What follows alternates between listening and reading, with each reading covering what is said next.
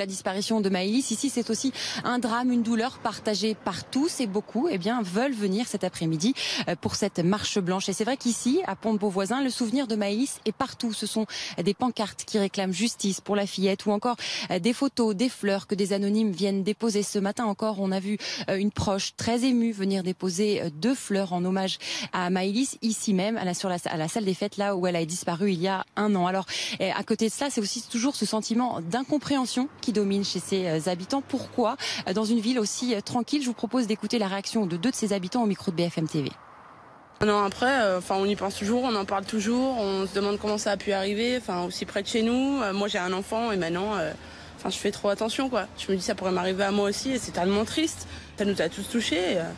Donc, je pense que pour lui rendre hommage et faire montrer à ses parents qu'on est toujours là et qu'on pense toujours à elle.